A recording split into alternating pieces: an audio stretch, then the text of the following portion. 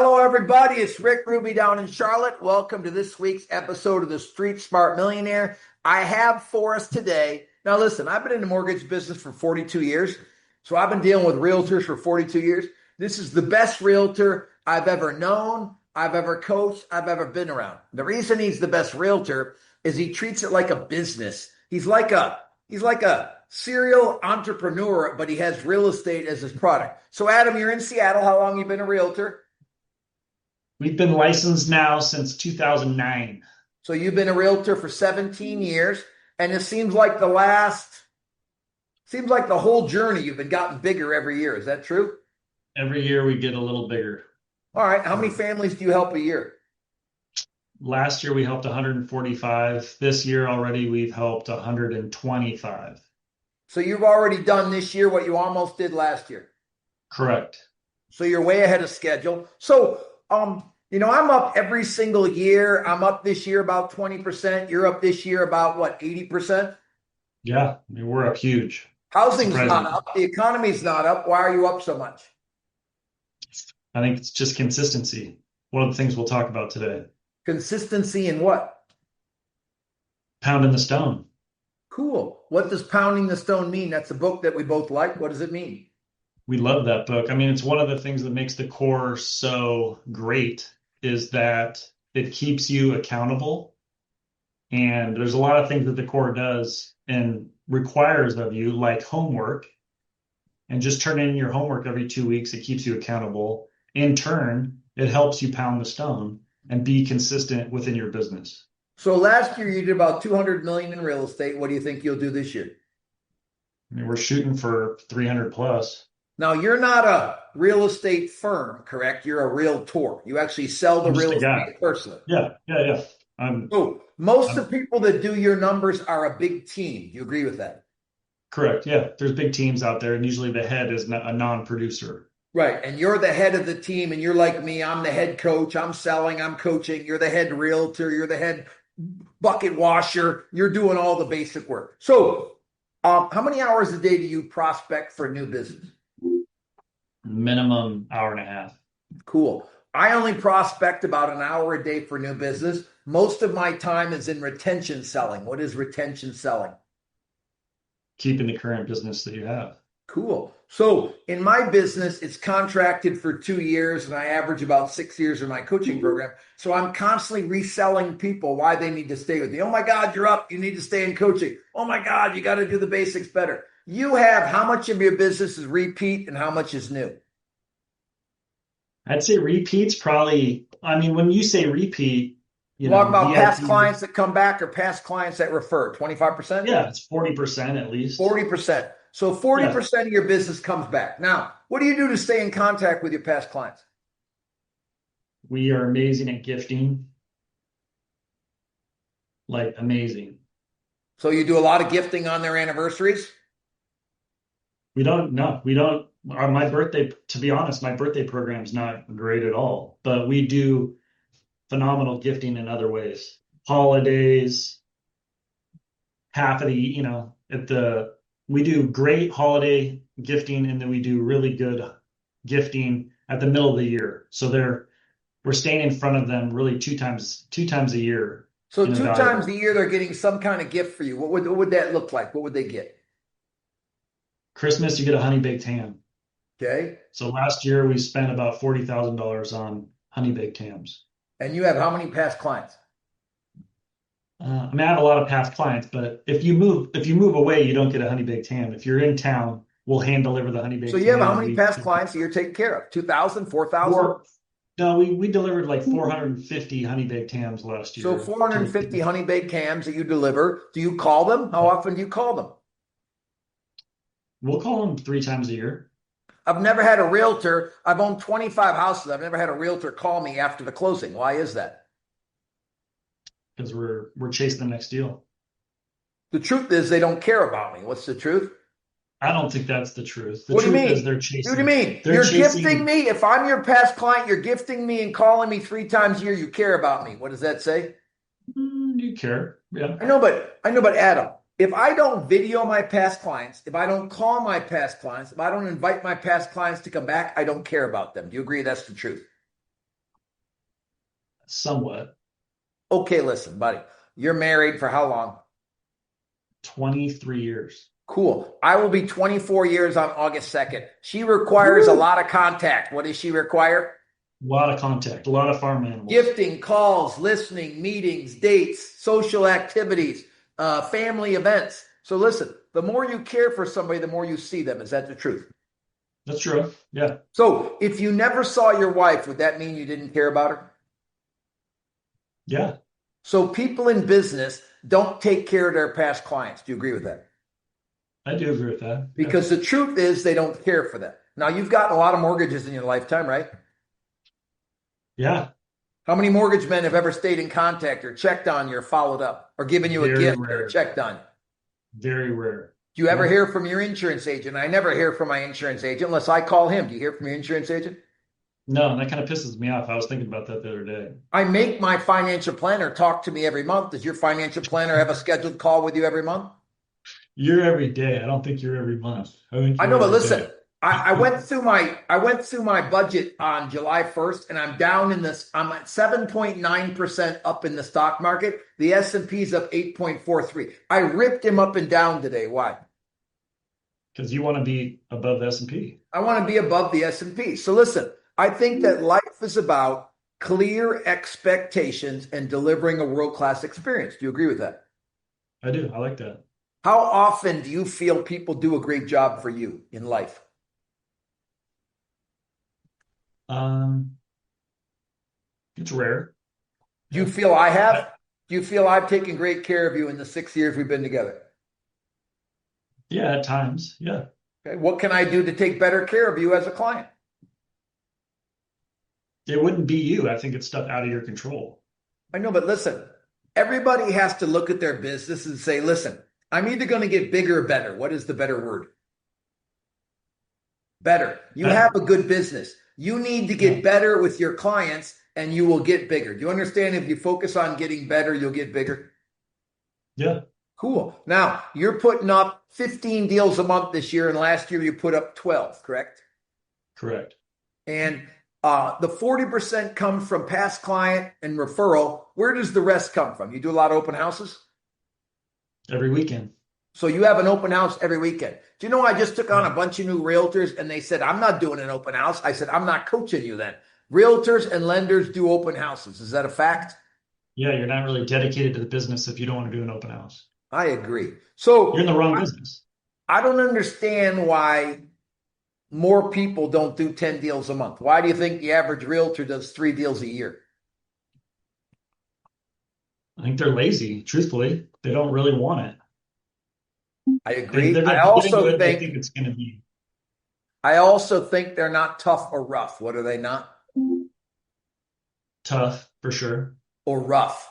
I'm both. What am I? What's the rough? You don't know what rough is? You're No, rough. what's the rough? Like rough is sometimes you call people out a little heavier than they would like. Oh, Does that make sense? yeah. Yeah, there was for a while I just kind of avoided you because I just didn't want to, you know, Here's what I I'll didn't tell you. want it. Here's what I tell you. I admire you because you're tough and occasionally you're rough. Sometimes you have to get rough. If you're not getting good service, you need to be rough. I was rough with my financial planner today because he's losing to the S&P. If your financial planner is losing to the S&P, it's a bad financial planner. You agree? I agree with that. Yeah. If your realtor don't sell your house, in how long? How long before your house should sell? Depends on the time of year. My house just sold in 5 weeks. I sold the largest, most expensive house in North Carolina for 15.5 million. I sold it in 5 weeks. Do you think he dropped the price or I dropped the price? You drop the price. Cool. So the great realtor's job is to make sure the house sells at the right price. So when do you make your clients do a price reduction? I mean, there's a rhythm to everything, but most realtors would say 30 days. I like to get a feel for how many showings I'm getting and what's the activity. If there's no activity in the first 2 weeks, you got to drop the price. If I you've had got zero one activity, showing in 2 weeks. What did I have to do? Lower the price. Do you know why I lowered the price? Because you told me to lower the price and you're the best realtor I know. Like, Rick, your house ain't worth 18 million. They won't even look at it. Drop the price. I dropped it to 15.9, had 3 showings and 3 offers. That's popped what it. a great realtor does. He decides what the price should be. Do you agree? Yeah, you got to run into the wind. So, as a businessman, have you embraced the stock market? Love it. And what does that mean to you, the stock market? Like what comes up when I say what does the stock market mean to you? What comes up when you mean the stuff? I mean, I've just really, I do love real estate, but I've learned to love the stock market more than real estate, truthfully. I will tell you that the stock market is more important than the mortgage business, which is my career, and the coaching business, which is my purpose. The mortgage business is our legacy. What is this, or what is the stock market for me and you? Legacy. Legacy. It's where we build the big wealth. Like there's not a day that goes by that I'm not moving money up or down, depending on the market, what's going on. But long term, real estate and the stock market is going to go up. Why? It always does. Stuff's going to get more expensive. It's not going to get less expensive. So when Yeah. you're not working, how many hours do you work, first of all? I work 50, 55. What do you work? Probably 60. Okay, so you work 60 hours a week. So what does your Yeah. work schedule look like? When my daughter's not in school, I'm in the office at 7:15. And When go she's home in at what? school, last night I showed a house at 5:30 my time and got home at 6:30. Okay, so do So you normally get I home 6:30, 7 o'clock? mean, I try to get home at 6, And when your but daughter's if in there's a school, you need, don't get to work till 9 because I know you get her off to school, correct? correct. Yeah. That's the great thing about real estate and lending. I can get my kids off to school at 9 o'clock and still be at work at 9:30, be home at 6:30 for dinner, go to their practice at 3 o'clock in the afternoon, go back to work. I love the flexibility that real estate and lending gives me. Now, I love the money more than the flexibility. You? Yeah, I mean, I'm in it for the money, I agree. for Do you sure. think that's a bad attitude for a businessman to be in business for the money? I think everybody's in it for the money. I agree. Now, I will tell you Everybody. this. I serve to earn. What do me and you do? Serve to earn. What does that mean to you when I say that? I serve to earn. Um, I think your happy place is charity, and you love that you're a big earner because you can give back. Well, when I think of serving, I think of watching you blow up over the last 6 years, becoming a better realtor, becoming a better businessman, becoming a better investor. When I think of you serving, I think of you taking care of a listing better than anybody else. When I think of you serving, you taking care of a buyer better than anybody else. Do you understand what I mean by serving? Yes, Now, on the back end, yes, the money allows me to be more charitable, allows me to take better care of my legacy, allows me to be more charitable. But on the front end, when I say serving, like for me as a coach, watching you and my clients blow up brings me joy. I'm sure you have joy when you get a client's house sold for him and you're at the table or a buyer moves into a new house. Do you agree? I do. Yeah. When you deliver something that they didn't think they were going to get, that brings me great joy. That's serving, giving them something they didn't think they would get. Do you agree? Yeah, Now, I will tell you that knowing you, you serve your clients. The money is important, but we serve to earn. Do you agree with that formula? I agree with that. Now, Yeah. you got a team. How many people are on your team? We're always growing. Right now we're at 7. So you have 7 people on your team. And are these like I have an executive assistant? Do you have an executive assistant? I Yes. have people that help me with marketing. Do you have people that help you with marketing? Yes. Admin, I marketing. have people that do a lot of paperwork. You have people do a lot of paperwork. I'm not in the paperwork. Don't know how to Do you do have it. anybody that sells on your team besides you? Yes. How many Yep. people sell? Everyone's licensed. So technically they all can. But they all have salaried jobs, correct? There's nobody on straight Correct. commission, right? So they're all Correct. salaried employees. So you're like early Michael Jordan. So it's you with a bunch of role players. Correct. And we've got to get them to be support players. What's the difference between a role player and a support player? The difference between a role player and support, I mean, they know their job And they do and they their do it. job well. A support Yeah. player does their job well. And a role player is learning their job. Takes a couple of years for a team member to do well. You agree? Correct. Yeah. So you've been married for 23 years. You got 2 kids, right? 3. How old are they? 3, 26, and just had my first grandchild. Congratulations. Thank you. Did you have a 22 boy or a and girl? We had a girl. I Yep. had all my They have, grandkids for 4th of July. I had them all at the lake and we had a great lake day. And I have 4 granddaughters and 1 grandson. It was great. I almost caught myself wanting to correct them all the time about how to be better grandkids, but I didn't do it for a change. so this was your last time at the lake. Last time at the lake, we're closing next Wednesday. If it closes, I'm nervous. Why am I nervous? It's just natural. It is. So what are all the clients, no matter how big they are, when you're a They're realtor, nervous. they're Yeah. I nervous. mean, I coach everybody until the money's in the bank, it's not done. So, yeah, getting it sold is one thing, but I got to get the thing to closing and get the money in the bank. So let's So not I've all been through the relax. survey, I've been through the inspections. So I'm just waiting for it to close. But on a big house like that, I feel if the stock market goes down every day, they might not close. Is that a valid fear? Yeah, you never know.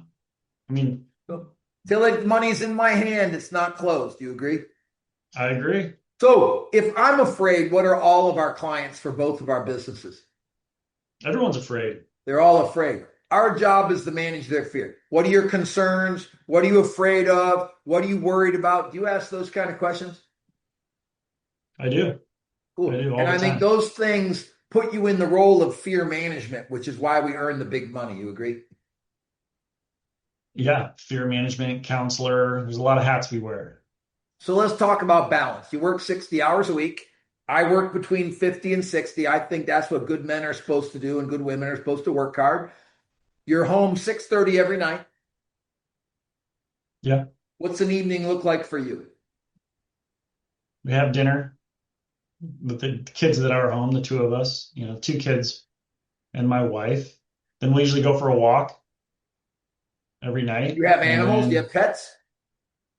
we'd have a cat, one I'm a cat. cat man. I got 3 cats. I'm a cat man. So I got You three got a cats cat. that live in the barn. I like a cat. I also got some dogs. So you take a walk with the family, relax. Do you guys watch We do. shows? Do you watch TV? Do you play I don't games? What watch do you do? TV.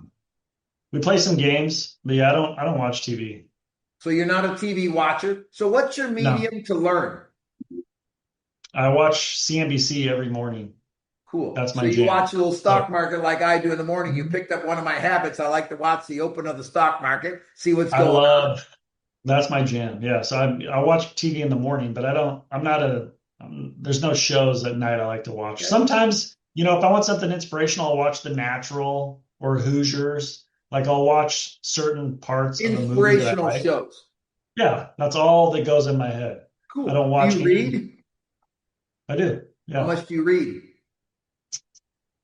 Probably 6 books a year. I So mean, you I read a dabble in a lot of books, but I don't finish them all. so you read a book every other month. What kind of books do you read? Fiction, biographies? Business. No, it's all business, Do you self-help, read a lot of business books?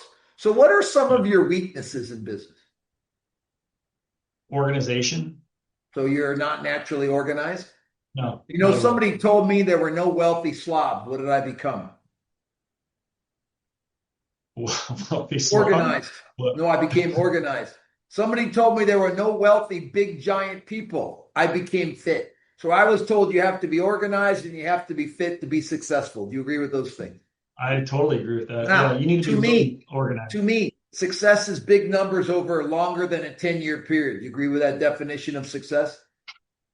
I agree with that. Yeah. So I look at my mortgage career. I've been in business 42 years. I've had 39 big years. I look at my coaching career. I've been open 25 years. I've had 24 great years. I think that you've been a realtor over 50 million. How many years have you done over 50 million? 10. So you're right there on starting to become where you can consider yourself a Yeah. successful career. Over 50 million, 10 years in a row, great numbers. What are things you want to get to in your career still? What I want to get to in my career. Is there a bigger number Uh, you want to get to? Like I don't want to get to a bigger number. I want to be a better coach. I want to have more people making $1 million. I don't care how many people I coach. I don't care how big I am. Are you at that point or are you still chasing bigger yeah, numbers? I think I'm there. I just want to run more efficient and have So as I solid think a team I as think in the possible. beginning you're chasing the numbers. Later on, you're chasing efficiency, quality of life, client engagement, the experience for the clients. Those are things you're chasing now. Do you agree? Helping the people around you grow, I not just think your clients, but your I think employees. that's important. Like, Yeah, I've that's been good bugging you to be one of my coaches. Why? because you know how good I am. No, I think it'd be good for you to help others. John Maxwell today said, be an example. What did John Maxwell say today? Be an example. I'm on you all the time. Now, listen, I really grew as a human being when I started coaching. Why? You've changed. Yeah, I've seen you change, even I just had in to the be a little 6 months. nicer and I had to put myself in their position. But I think Yeah. that you are an iconic realtor. And I will tell you this honestly. I have known thousands of realtors in my lifetime. You're the real deal. Now, you are in Seattle, so you get bigger deals. That's a good thing. So I think your average sales price is how much? Like one, two, 1, 3. 1213. So you do a lower end in Seattle. You don't do the super luxury. Yeah, I'm not in Casey Oinas's market. Do you I'm get in. any of shots at any of those giant deals, or do you not get shots at those deals? I mean, I have a listing right now that's 12 million. So you have some of the big giant deals. Yeah, there's What's some of it, but different it's about not. those clients? What's different about luxury to super luxury?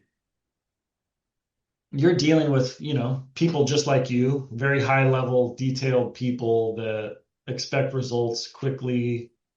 And if it Impatient. doesn't come quickly, yeah, I mean, they want to see results. Yeah. Showings, listings, offers. I agree. So, what are some thoughts for some realtors out there to become a better realtor? What are a couple of your final thoughts for them? You got to be organized.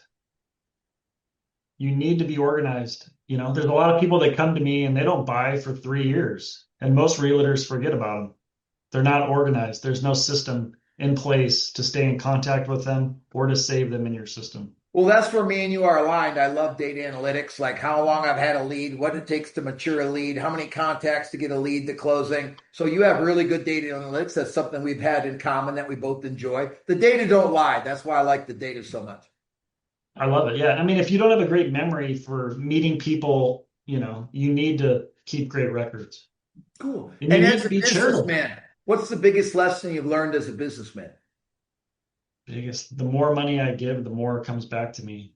I agree. And you were the third most generous in my program last year. Congratulations. Thank you. When are you going to come for the crown? It's tough to beat you lenders, man. You guys make so much money. It's kind of hard to.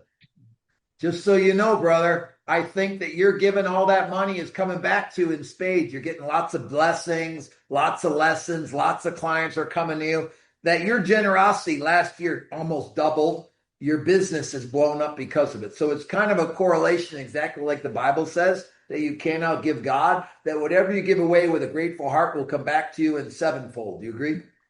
Yeah, now that we talk about it, I think there should be two crowns, one for realtors, one for mortgage lenders. There's one crown and Scott Foreman owns it. Who owns the crown?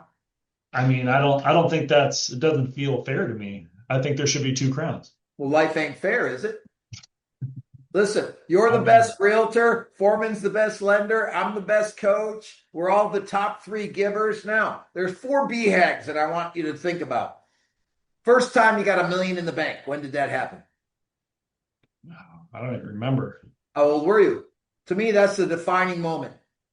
Oh, really? Yeah, it's been a while. Okay. First Uh, time you made $1 million. oh, that was probably 2018, maybe. 2018. So after you'd been in the business 15 years. Now, Yeah. you haven't gotten 10 million in the bank yet, correct? Mm, I think you're 10 million net worth, but not 10 million in stocks, bonds, and cash, right? yeah. I mean, I guess we won't get into that. Getting close. So it's Yeah. have $1 million in the bank, make $1 million, get 10 million in the bank. And what's the greatest BHAG of all BHAGs? 100 million? What? No, that's nothing. Giving $1 million annually. What's the greatest BHAG? Oh, the old foreman giving a mill. Just so you know, to me, I remember when I got $1 million in the bank. I remember when I made $1 million in 1995. I remember when I got 10 million. 10 million in the bank sets you up for life. You agree with that? I mean, I think the bar is moving with how expensive things are getting, but yeah, I'm just telling you, 10 million in the bank, invested in the S&P, you'll make $1 million a year. Everybody can live on $1 million a year. So 10 million true. is a BHAG retirement bank account. And then to give $1 million a year annually, I remember when I did it the first time, it's been like 6 years in a row. And it blew me away. And to watch Foreman this year, he's on track to give $3 million away to charity, over 25% of his annual income. How crazy is that? That's incredible. It's very impressive. And the money comes to him. Everything works out. I've never seen anybody that every day something great happens to him. Why is that? Because he's charitable. He's charitable. And I'm just telling you, for all of you out there, if you can learn anything from me and Adam, now me and Adam are tough and we're rough. You agree we're both tough and rough? I agree with that. It has to be done right or I'm going to hammer somebody. Is that correct how you are? Yeah, you gotta be relentless. Every day I jump out and I'm ready to do it all over again.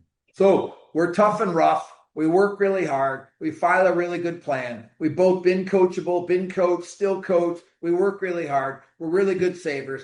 Are you boring or are you an exciting person in life? I'm very boring. How about you? I'm pretty boring, unfortunately, now. Yeah. I'm pretty boring. I'm either chasing God, I'm chasing my wife, or I'm chasing capitalism. Do you agree with those three things? I agree with that. Are those your priorities? God, family, capitalism? Yeah, giving back. Do you think sometimes our family think capitalism is more important than them? I have been accused of that. Have you ever been accused of that? All the time. I hate it.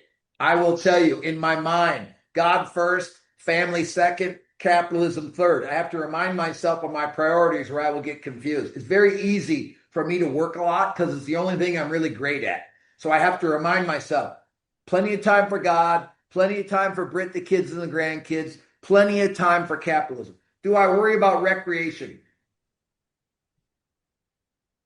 No, you worry about I do not. I worry about honoring and serving God, honoring and serving my wife and my children, honoring and serving my clients. So I have a lot of fun doing those three things. Is that the way you feel? Yeah, I do. Cool. So final thoughts for our audience out there. What's your final thoughts as we leave today? Be tough, be consistent, and be charitable. Cool. Well, Adam, I'm honored to have you in my life, and I find we're kindred spirits about hard work beats all problems. Do you agree? It does. Well, you go have a great day. Thank you, everybody, for listening for this week's episode of the Street Smart Millionaire. Go kill it. Go be all you can be. See you, Adam.